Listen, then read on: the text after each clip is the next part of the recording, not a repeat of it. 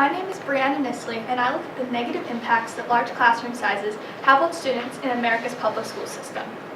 The question, should the United States Department of Education modify classroom size to enhance academic success, guided my research. If this issue is not addressed, there could be many long-lasting negative effects. School nurse Mary Bowermaster explains that it is necessary to have smaller classrooms because, quote, large numbers of children in classrooms make it difficult for teachers to meet all of the needs, end quote. Not only are large classroom sizes hard on teachers, a study done in Tennessee called the Student-Teacher Achievement Ratio, STAR project, proved that smaller classroom sizes increase test scores. This led me to my thesis, that the teacher-to-student ratio must be transformed to allow for smaller classroom sizes so that each student can obtain the most academic success. A transformation in regards to smaller classroom size needs to take place to allow students to be able to effectively learn, especially in their early years. Psychologist and State University professor of New York, Dr. Jeremy Finn, explains that it is critical for students in grades kindergarten through 3rd to be put in classes with less than 20 students. This allows for fundamental development of the brain, thus giving students the best opportunity to succeed both in the present and in the future. The organization, First Things First, which provides programs for young children, supports Finn's claim by stating that by the age of 5, quote, 90% of a child's brain develops, end quote. Classes need to be small, especially during the first years of elementary school, to allow students to be supported individually as their brains develop. Finn continues to show that in Los Angeles, California, some schools have up to 43 students per class, which he suggests hinders students' accomplishments. Researcher Sid Baroque adds to Finn's claim by explaining why the classroom size is so important, not only for brain development, but also for comprehension. Baroque writes that students who are in large classrooms are often, quote, seeking help or clarification, end quote, while in smaller classes, more, quote, follow-up questions can be asked. Smaller classroom size is essential for students' intellectual accomplishments due to brain development and comprehension. Over the past decades, technology has been integrated into classrooms, thus requiring for smaller classroom sizes. Wolf Institute founder Edward Kessler's article helps answer my research question. Should the United States Department of Education modify classroom size to enhance academic success? Kessler writes about how technology has rapidly grown since it was created in the 1980s. This correlates to my topic, showing how the use of technology in classrooms has increased since it was created, thus causing for an urgency in smaller classroom size. Kessler writes about how the internet started in the 1980s as, quote, one-to-one connections. One-to-one connections were direct communication between two individuals through a program such as email. 2 decades later, it had transformed into, quote, many-to-many connections. Many-to-many connections are when 2 or more large groups of people communicate to another large group. These many-to-many connections include social media, which plays a huge part in today's students' and even teachers' lives. To allow technology to be successfully integrated into schools, small classrooms are required so that proper monitoring of these many-to-many connections can occur. According to Pew Research data, 73% of advanced placement, AP, and National Writing Project, NWP, teachers and students use some form of internet, such as social media, mobile phones, or computers, to complete assignments. While technology has positive impacts, Tulane University's School of Medicine conducted a study on students' perceptions about deviant behavior online during the school day.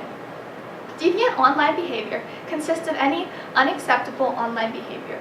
The middle school and high school students who participated in this survey said that they, quote, perceived the behavior of their peers to be deviant, end quote. Students acknowledge that deviant online behavior occurs during the school day. Doctor candidate Alan Bergen suggests that technology has positive impacts in schools, such as, quote, engagement, motivation, organization, along with improved research, writing, and editing skills, end quote. Kessler agrees with Berger that technology has positive impacts on students. Kessler continues to articulate that social media gives students the opportunity to learn, quote, from those who have different perspectives, end quote. To allow technology to be used in positive ways in schools, smaller classroom sizes are required for proper monitoring of these many-to-many connections. While previous evidence indicates that smaller classroom size provides the best opportunity for students to succeed, some people disagree. Some people argue that large classroom sizes are the only option for their school due to finances. Authors Matthew Chigos and Grover Whitethrust write that if just one student would be added to each classroom, it would, quote, save at least $12 billion per year in teacher salaries. But they continue on to say that when classroom sizes were decreased by 7 students, they were able to, quote, increase student achievement, end quote. Students were able to learn about 3 months of additional material due to having smaller classroom sizes. While the funding of teachers is a concern for the public school system, smaller classroom sizes need to be the primary focus. A solution needs to be formed that causes a transformation to take place in the public school system so that students can have the most academic success. The peer tutoring system was implemented to allow students to be able to learn from their peers, explains Yang, Lowingston, and Shin. Carnegie Mellon University points out a flaw in the peer tutoring system, though, and explains that it can lead to, quote, learning stress on the part of the tutee. This is often because the peer tutor does not have the same amount of training that a teacher does. If their partner is struggling, they do not have the knowledge and the resources to help their partner. Peer tutoring is a temporary fix, but a long-term solution needs to be implemented. A long-term solution could be lowering the number of students in classrooms so that students can be directly taught by the teacher. A law should be passed that forces classes to have, quote, under 20 students, end quote, in them. In 1998, President Bill Clinton wrote a legislation proposal to reduce the average class size to 18 in grades 1 through 3. This bill was never successfully passed, though. An implication to this solution would be that students would be able to thrive in these small learning environments during their developmental years in school. Shrinking the classroom size would also allow students to get the help that they need and allow teachers to be able to actively monitor technology use in the classroom. This would give their students the opportune learning environment. A limitation to this solution would be the funding for the teachers. The majority of schools now that have large classroom sizes are not able to afford to hire more teachers. A proposed law would have to include increased budgeting for public educational institutes with the money allocated for hiring new teachers. The government needs to take into account the effect that large classroom sizes have on academic performance, monitoring of technology, and overall accomplishment.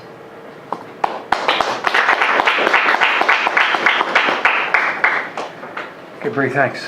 The first question I have for you, how did you handle the different perspectives in order to reach a conclusion?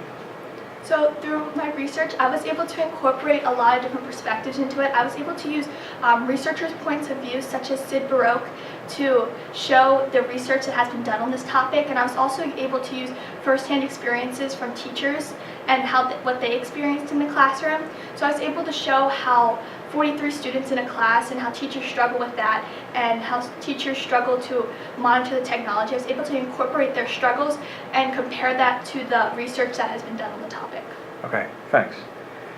So with the second question, I'm going to ask you about your conclusion, but what might be the real-world implications or consequences of your findings, and what are the implications to your research community?